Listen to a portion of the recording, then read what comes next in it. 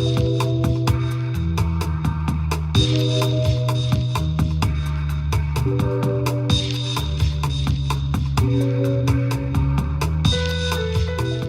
Gerson Borrero. Welcome to this edition of City and State TV. And I'm here with somebody who really doesn't need any introduction. I mean, you know, talk New York politics and not elective office, but New York politics in general, any kind of politics. And you know Errol Louis. Who doesn't know Errol Louis? I mean, he's, what's your ranking on the City and State most powerful? I think you're 40 or something?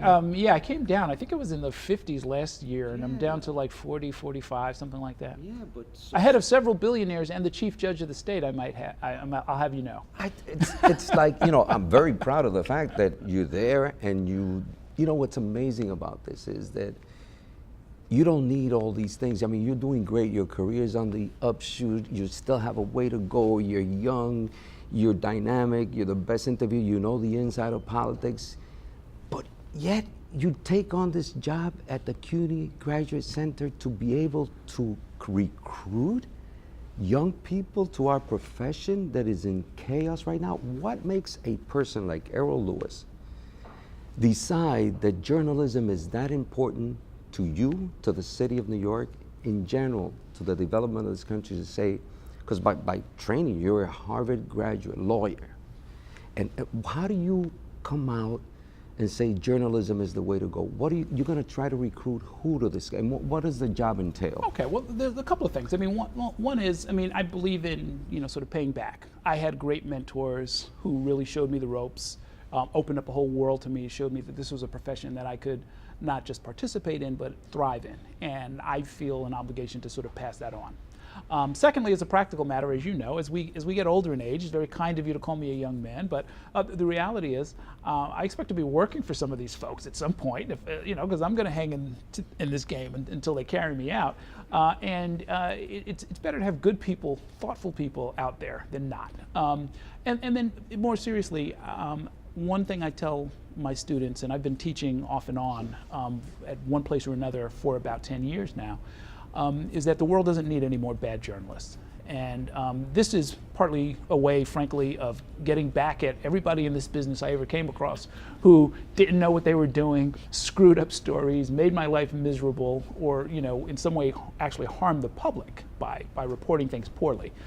Instead of just complaining about it, my general philosophy is, well, you can do something about it. And one thing that you can do about it is train good journalists, get them in the newsrooms, and remind them, you know, stay in touch with them, remind them, you know, of the things that we try to learn together, so that, you know, little by little, instead of hearing people complain about our profession, which is held in very low esteem by many members of the public, who are in a lot of cases walking away from the various platforms, and, you know, it not only harms our business and harms our profession, but it also harms, I think, the democracy. So, you know, you can complain about it or you can do something about it. And this is one of the more fun ways to do something about it. But you just mentioned, Errol, the fact that you actually are able to teach. You have taught journalism.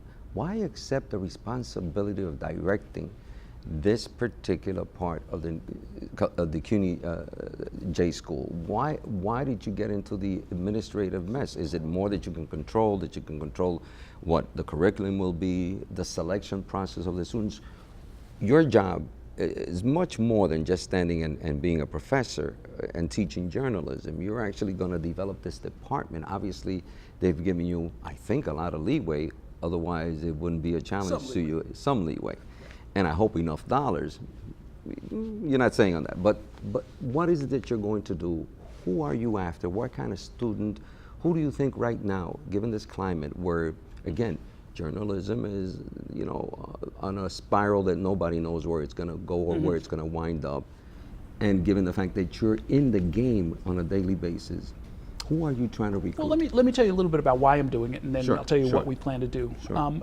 I basically was recruited here by Sarah Bartlett, who is the new dean of the school. At the time, she was in charge of the urban reporting program. Okay. And so she asked me, and there are a number of journalists, working journalists, who are here. I mean, it's one of the special things about the CUNY Graduate School of Journalism is that you've got, you know, John Schumo, and you've got Juan Manuel Benitez, and you've got me, and you've got other people who are, you know, you can see their bylines, you can see their shows every day. And we're here teaching young people how to sort of get their chops together in particular areas. So I was teaching the government and politics, how to report on government and politics, alongside Sarah Bartlett. We co-taught the course for about 3 years in a row. And then the founding dean, Steve Shepard, retired. She replaced him, and they needed somebody to backfill the job. So just like she called me out of the blue and said, hey, 4 years ago, and said, hey, would you consider teaching here? It was a different kind of conversation, well, not so out of the blue, because I'd worked with her, and said, would you consider the urban reporting program? And I understood some of it. You know, we talked it over, and there's not a heavy administrative burden. Let's dispel that. But really what it is helping to sort of shape the courses, helping to recruit additional faculty, and helping with the recruitment. And that's really, I guess gets to the heart of your other questions, which is why go into this business? Why come here and get this credential at this time? And the answer is multifold. I mean, the reality is, I think of this as a golden age for journalism. There are a lot of business models that are failing. There are a lot of organizations that are either going out of business or getting merged or shutting down. But it's still a great time for journalism because we've never had more powerful tools for investigation. The information revolution makes it possible to go around with a cell phone, which can shoot in broadcast quality, record audio at broadcast quality, take all kinds of pictures, and give you access to the web, for a couple of $100. That was unheard of when you and I were running around with a pad and paper and working on manual typewriters. So it's really a great opportunity to do a lot of things. And I tell the kids that it's really exciting, but you have to know what you're doing, and you have to have some sense of the traditions, the boundaries, the goals of journalism, and those really haven't changed. I mean, basic storytelling to help democracy make up its mind about what's true and what's false, what's good and what's bad, what opportunities and alternatives are available on a whole range of issues. That's permanent. I mean, every morning people get up, they need to know, at a minimum, they need to know the traffic and the weather, right? I mean, so that's where it starts. And then from there, it's, well, what's the quality of the schools? What's the quality of the roads? What's the quality of the elected officials? Who are these people who want you to vote for them? What kind of decisions are they going to make with your tax dollars? How much of your tax money are they going to take? On and on and on and on. And so and this is New York City, so I mean, the number of questions and the range of issues and the different possibilities that are out there are really just phenomenal. And I tell young people all the time, it is a great profession. It is an honorable profession. It is a chance to see the world or see your city.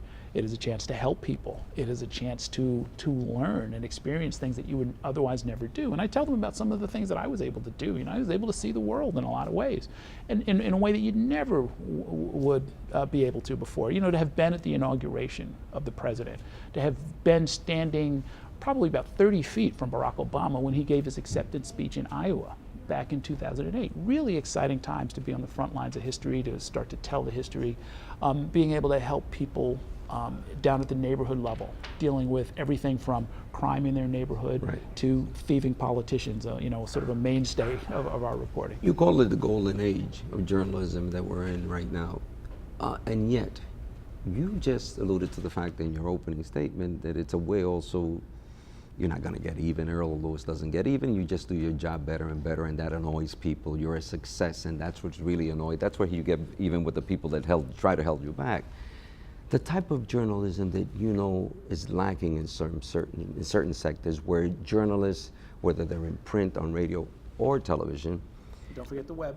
The web, but I'm talking to some of the web also, but the ones that they think that they're the news item. They think that they're the persona, that they're the ones that actually is. How do you deal with that in balancing these modern challenges of limited space in print, which you love? I know that you love newspapers. I know you love radio. You've been fortunate enough to be also on television, and the web. I don't know how you've mastered that, but I'm sure that you're going to find a way. But the fact is that there are limitations in the traditional medium, yet are you telling me that you're going back to some of the basics in terms of how do you do an investigative piece, that it isn't just reporting, and maybe reporting and not getting the press release at City Hall from the mayor and then doing your own lead on it, and right. So it's going behind the scenes. And if they announce the budget, you want to look at the Health and Hospitals Corporation. You want to look at. So how do you convey? What would be attractive to a young person that sees the glamour? A young lady from our communities, whether she be African American, from the Caribbean, Latina, whatever, and you say, you know what, there's an opportunity here for us, and we're going to be covering these people. How do you do that? Well, what I tell people is, first of all, whatever you're interested in, if you like celebrity stuff, you like film, you like culture, there's a whole range of things to be done. I tell some of the guys who are sports fans, you want to go, how about getting on the road and traveling with the Yankees for, 20 or 30 games? That's not so bad, right? Although it is a lot of work. I tell other people, it's like, look, you want to be on the front lines and sort of cover murders in the middle of the night. You can do that too.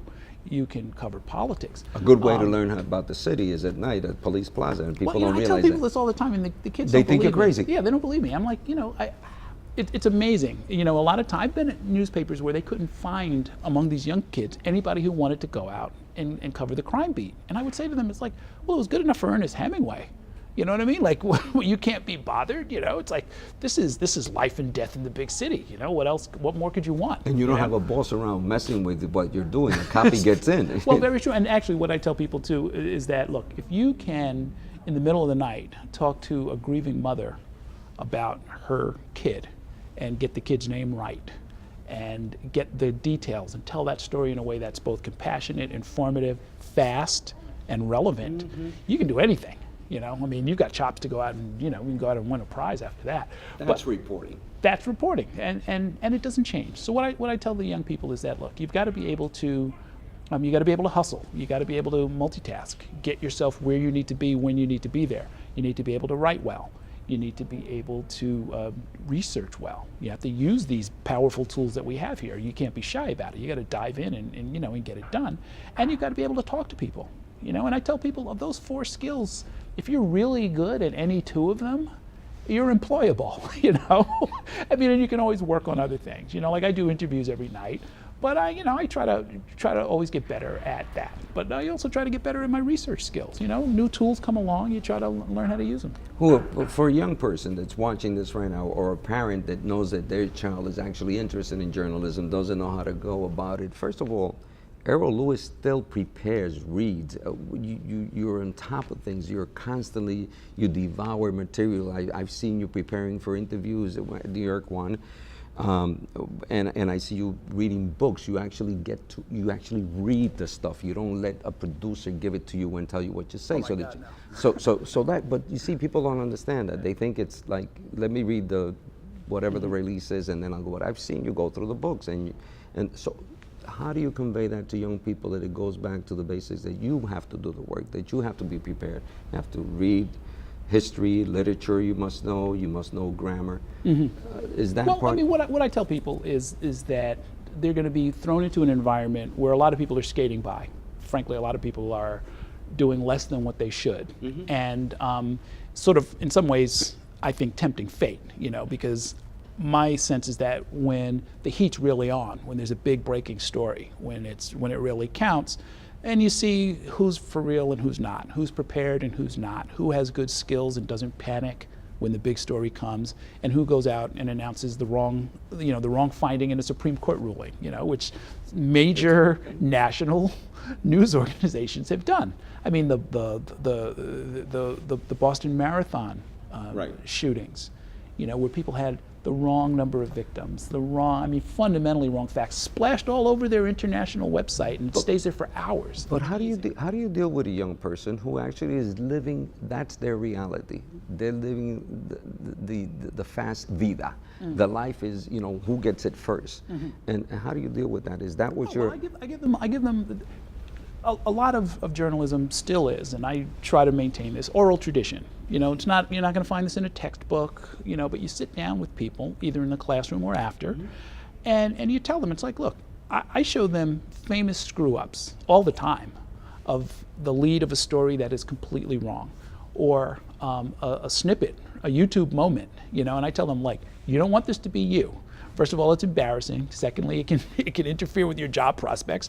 And third, and most important, I will call you up. I will track you down. Because if you were in my class, if you were saying that I taught you, and somehow it escaped, your notice that I was really trying to tell you day after day after day how to do this job, then yes, I will come and find you, and I will beat you with my shoe. That's what I tell them. I'll come right in your newsroom and beat you with my belt. I try to prepare them for newsroom culture. You know, I mean, you know how this works. A newsroom is an open floor format, so that you can shout information across to each other. There's some you can stop by somebody's desk. There are a lot of informal webs of information, and that's how we do things. It's not unique to journalism, but it's how we do things. It can become toxic, and it can take the whole ship over, over the falls when a big story comes and emotions are running high and incorrect information is being shouted out, and everybody gets stirred up and everybody wants it. And what I tell people all the time is like, take 5 minutes to read the Supreme Court ruling. Nobody's going to remember that you had it 3 minutes before your competition, but if you get it wrong, people will remember that forever. And the YouTube video will circulate forever of you screwing up. So what I tell people is like, do whatever you have to do. Put on some headphones, hum to yourself, talk to yourself. I talk to myself out loud in situations like that, just to make sure that I'm not getting caught up and swept up in stuff running through the newsroom. Because look, what the viewers, the audience, the readers, what they are relying on us, we're supposed to be the people who don't freak out and get everything wrong and start panicking and spreading rumors instead of true information. This is the time when they need us the most. And this is the time when it's most important for us to do whatever it is we do, individually and collectively, to not let the information just sort of run away. We face that every election night. Everybody wants to call it. Oh, let's call it for this candidate. Let's call it for that candidate. Well, no, let's wait until we know for sure. And when we know for sure, then we'll tell them and not before. And if your competition or your rival wants to jump out there on a guess and a wish, let them do that. When they crash and burn someday, and they will, that'll be their problem. But I try to teach, sort of good, sort of gold standard, the gold standard of reporting and conveying information, and that's some of those fundamentals that once you have them, you can carry that with you for your whole career, and your career will be a lot longer. Absolutely. Once you know the fundamentals. Absolutely. You said recruiting. I want to get to that. Where you're doing the recruiting from within the many campuses, a total in CUNY, I think it's 11, and also then I want to take you to the fact that if you do the recruiting inside, outside, within the CUNY system, what is your goal? Because we talk a lot, and there's plenty of reports that come out every few months of the lack of diversity in our newsrooms, how white it is still dominant. Yes. And we're not just talking about people. People make the mistake of just the person on camera or the person behind the mic or the person on the byline. And the third, and I guess the last question, and I appreciate your time, is how does a person who really has doubts, do they call you? Do they write to you? How do they get in touch with you so that Errol Louis can say, listen, are you this? Is there a process that a person can do that, or a parent, or has a child, a neighbor that is interested or has the potential of is interested in the media? Well, last question first. Anybody who wants to reach me, I'm at errol.louis@ny1news.com. I occasionally do hear from students, and let's keep in mind, this is an area where persistence counts, right? So if you want to reach me, show me that you really want to reach me, and that will show me that you've got at least one of the attributes of a good reporter, which is some persistence and some energy and some initiative. I try, though, to try and warn people, please don't expect too much. I'll get an email once in a while saying, on a Monday, I once got an email saying, can I come by and shadow you on Thursday? And I'm like, I don't know who you are. I'm not going to bring you in my newsroom. I don't have a day to give up for you. It's just not, I've got time for young people. I don't have that kind of time for people. But what I am trying to do is not just in the CUNY system, but really anywhere. And what I guess technically is recruiting, I think of more of as evangelism, right? Hence this interview, where I just want to go out and tell people it's a good profession. It's an honorable profession. You're not going to get rich, but you can make a living. You can have a lot of fun along the way. Some people do get rich. Yeah, some of them do, but very few. The few that I've met, have convinced me that this is not necessarily a selling point, right? If money is your motive, there are other places where you can get a lot more of it a lot quicker. But you can make a living. Sure. You can make a living, absolutely, and you can have a lot of fun, and you can find out things that can lead you elsewhere, so that I've written articles and delved into areas and then gotten a call from people saying, hey, would you like to be a consultant on a project? I got a research job as a consultant to the Ford Foundation many years ago, and they sent me all over the country because of some articles I had written. They said, well, you obviously understand this. You know how to ask questions. I mean, it's a fungible skill. And in the information age, if you can find and handle and process and report information accurately, there's a whole wide range. So the limitations are self-imposed. Oh, absolutely. Well, Okay. I tell people that, you got to think broadly. Right. I mean, what I tell people is that if your dream job was to go and write 10,000 word essays for Playboy magazine at $3 a word, those jobs are pretty much taken, and there's a very long line. Giving them up. Yeah, there's a long line for the few remaining jobs like that out there, and I'm going to be ahead of you on that line. So you might want to try another strategy, and the other strategy is just to go out there and find out what you're interested in. If the act of journalism, if the profession is about finding out things, well, you should find out some things about yourself. Maybe you like to do sports and you didn't expect to. Maybe you think environmental reporting is dull, but you get into it and you find that you love it. There are a lot of things that you can discover. I mean, the mere act of going out and doing the job, you should start to figure out where you want to be. And it doesn't have to be within journalism. So there are a lot of very famous, frankly, some well-known ex-journalists who have gone on to fame and sometimes fortune as investment bankers, as consultants, as politicians. Joe Scarborough was a congressman, right? So there are a lot of different ways to sort of figure out who you want to be in this public conversation. And it is one of the many benefits here is that it's not a job that's forever. Nobody's ever going to look at you and say, I can't hire you because you were a good journalist. Right? So this isn't closing off any doors. If anything, it's going to open up a whole bunch of doors. And you can do it part-time, and you can do it full-time, and you can do it in any corner of the world. You want to work out of Rio de Janeiro, you want to work out of Rome, you want to work out of Cairo. Well, there are English language newspapers in all of those countries, so at a minimum. Or you could be a stringer. I mean, there are a lot of different ways to do it. And what I do as I go out evangelizing is to also telling people, it's like, look, if there's something important to you, if the story of your neighborhood, your culture, your family is important to you, do you want to tell that story, or do you want somebody else to tell that story? And if you're relying on somebody else, there's a good chance you're going to get it wrong. And then you're going to be throwing things at your TV screen, or ripping up the newspaper, or complaining. Instead of doing all of that, why don't you just jump in? I still do that. Well, yeah, you're a special case. Right. Well, you and I use that as fuel. Right. Right. I mean, this is how you know that it's time to write a column. Right? Exactly. It's like you're ready to throw something at the TV screen. Right. Exactly. So I tell people, it's like, look, if somebody else is going to tell the story, there's a good chance they're going to get it wrong. And if that bothers you, and it should, go out and tell it yourself, and we'll show you how to do it. What about the diversity factor? Again, we go to the reality of the newsrooms, whether they be in newspapers or television, radio stations to a lesser degree, but especially television, where you see very few people like you and like me.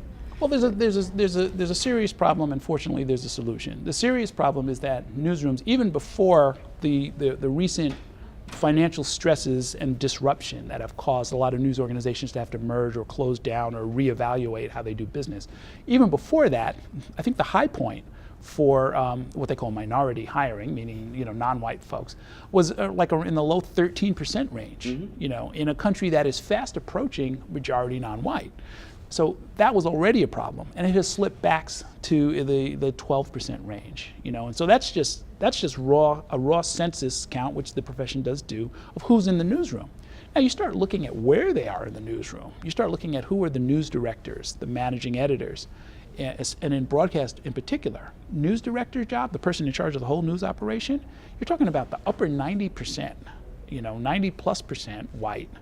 And there's within that the whole issue of men versus women. So this is not something that the profession has been able to solve. They've been talking about it. I think I first picked up on some of this in the mid-'80s as I was graduating from college, and people were looking around and lawsuits were being filed and people were complaining. now it's not just a sort of a rights issue, which is how it was cast back in the 80s about, are people being discriminated against? Now it's about business survival. You are not going to have a successful news industry in a country when 2050 arrives, and I think actually the date's been pushed up to like 2035 or something like that. You're not going to have an overwhelmingly white newsroom successfully selling news product to an overwhelmingly non-white audience. It's probably not going to happen. Either the newsrooms are going to change or the newsrooms are going to go away. One thing we know for sure is that the public, in every way possible, including how it spends its advertising and subscription dollars, is saying that they want something different. Diversity works. Diversity is where the future lies. Diversity is the right thing to do for a whole range. Now, that's the bad news. It hasn't happened enough. The good news is that the way it works is there need to be diversity champions, and that's not a job title necessarily, although some people hire a chief diversity officer or something like that. But it's really just about people, And I tell people, and I tell my colleagues, whether they're white, black, Latino, whatever, I tell them it's like, look, think about the last 4 or 5 people that you promoted. And by promoted, I mean connected with a job opportunity or suggested that they go into the profession. And then think about their demographic profile.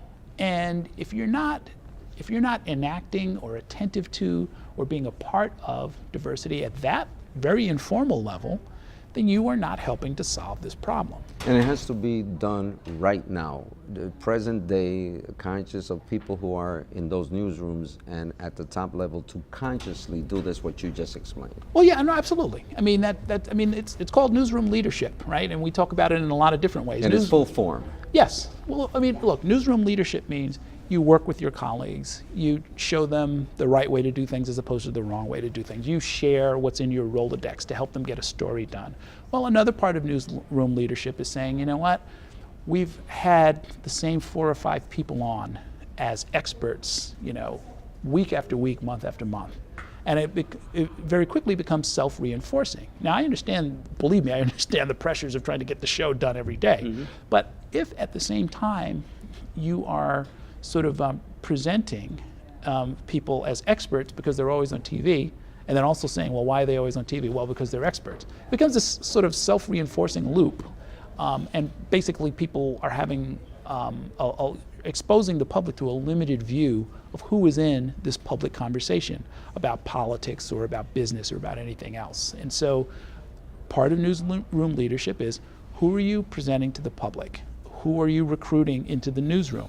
Who are you, what are you doing to help this profession survive? And how are you doing it? Now, look, believe me, I understand. There's a handful of people for whom this is not on their agenda, that they're going to try and, no, it won't be. They're going to try and help their buddies or their relatives, their kids, and that'll be as far as it goes.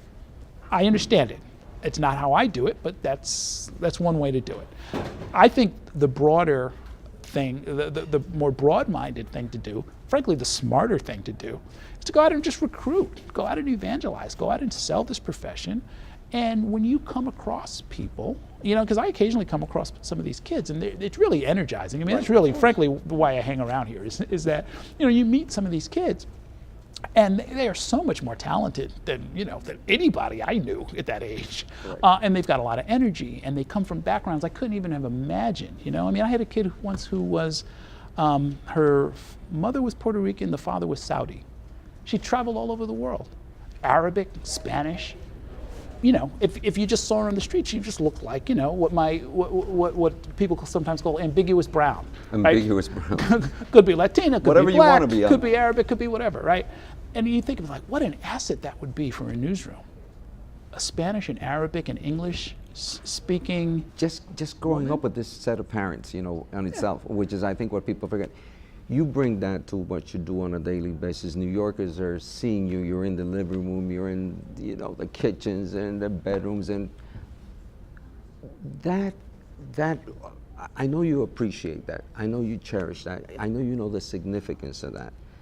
And I go back to this. You're back in here, and again, what makes you be so concerned? Is it the future of the city? Is it a combination of the future of journalism?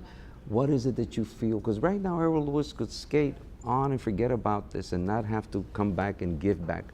How much do you have to give back so that your soul is good, so that your evangelizing doesn't become, or you want it as part of you? Is that the motivating factor? That you feel that you never feel that you'll give back enough? Is that? Well, I mean, I think of it this way: the newsroom legends that mentored me. I'm talking about the late Jack Newfield, Wayne Barrett, who you've also interviewed, who I've known for He's influenced so many of us. About 30 years, really. Nat Hentoff, who's been kind enough to reach out to me once in a while if he has read something that I wrote.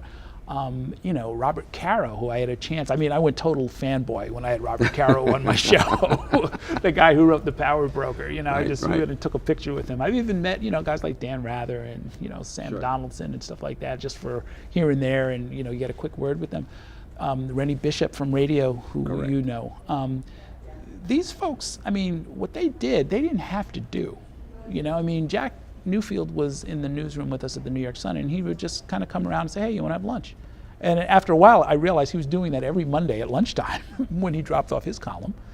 And we would go and we would talk, and it enriched me greatly.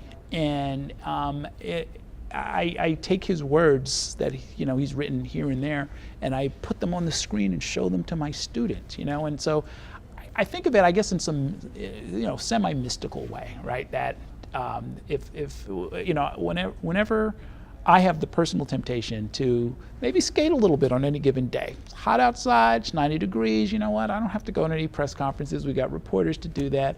I hear Jack's voice in my head saying, there's no scoops in the newsroom. Meaning get off your butt and go out there and do your job, right? And he's right. I hear his voice.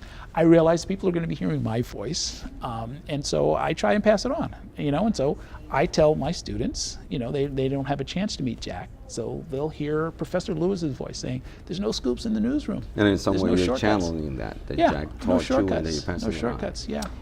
on. Last word on your responsibilities here. You have a title and all that. What do you want to, for how long are you here? When is the evangelizing or actual preaching and having this church, this temple that you have of journalism, in which you're going to try to train the alum that comes out of here? How long do you see yourself doing this, and do you have a time frame, and so that people, I'm saying it because people should take advantage of the fact that not every day do you also get an Errol Louis to come and teach and do this. I'm here until they get rid of me, frankly. Look, the school is not that old. The school's only been here for, so with, just a couple of decades behind it, it's not clear where the school is going to go, or, but it is a CUNY campus. It is one of the newer campuses. It's got a lot of great faculty, a lot of great equipment, a lot of big plans that we have. I mean, my goal is I wouldn't leave before I was able to establish this place as what it can be and what I think it's going to be, which is a place where this diversity question is answered. This is New York City. This is a public university in a city that is mostly non-white. We are going to show people the best way to tell the many, many important stories that are being told in this city about their communities, their families, their future, their city. And it is going to be a more diverse student body, and we're gonna graduate tons of people who are gonna go out there and staff the newsroom of this city at a minimum. They're also going to fan out across the world and end up in Washington and everywhere else. But that's kind of the most basic goal, is to develop some really top-notch journalists and storytellers who come from this city and who are going to help tell the story of this city going forward. Now, how long is that going to take? I don't know. I think I'm going to need a couple of semesters. But as long as it takes, because that's part of the job. That's part of the job. And frankly, if nothing else, and I do try to tell this to the students at the end, even as they're getting ready for their final exams and stuff like that, I try and tell them, it's like, listen, when you're out of here, you need to come back, not just as an active alum to sort of help me with my recruitment / evangelizing, but also whether you do it in a formal way here or somewhere else in your newsroom, part of newsroom leadership, reach out to people, be available to people, tell other people what a great profession this can be, and try to uphold the standards, not only in your own practice, but encourage others to sort of move toward gold standard, practices and habits. And that way we all have a job. That way we all have a profession that's going to last and go forward. Because unfortunately there are some places you can look at. They're usually in extreme situations like civil war, but there are places where the news business has collapsed. And that usually is part of or contributes to a social disaster in those places. And we don't want to think it can happen here, but in certain isolated corners of this country, it can happen. It can happen. That's part of what happens when the news business and the different business platforms all sort of go away. When you've got a one newspaper town, and the owner of that one newspaper also owns the radio station and the television and half the politicians and most of the property and the industry in that town, well, you've got all of the ingredients for a disaster in the making that nobody will ever even hear about. So, we don't want to ever see that happen. We don't want to see that happen in any particular town or region, or God forbid, the whole country. Part of that means making sure there's new blood and new life coming into this. I mean, I think people get it. I think people get it. Do young people get it? But I'm going to come back. I'm going to come back because I have a feeling that you're preaching a lot of truth. The evangelizing that you're doing is real. It's in real time. It's for real people. It's for real New Yorkers. And we have plenty of young people in our communities that actually could find a path because they're lost. And so, and at the same time, help some of these papers, television stations, and certainly what radio is left in New York City. Talk radio is almost gone, to be able to do it. So we're going to stop there. We're going to come back, Errol. So I really appreciate your time here. And if Errol Louis is doing it, I hope that others can join you. If they can't head to school, they can at least come and say, how can I lend a hand, Errol? So it's got to be more than seeing Errol on New York One every night, bringing the best political coverage from every possible aspect and analyzing it and speaking about it. So mucha suerte, brother. Mucha suerte. Thanks a lot. You got it. Thank you. Errol Louis. All right. For City and State TV, Person Borrero, thanks for watching.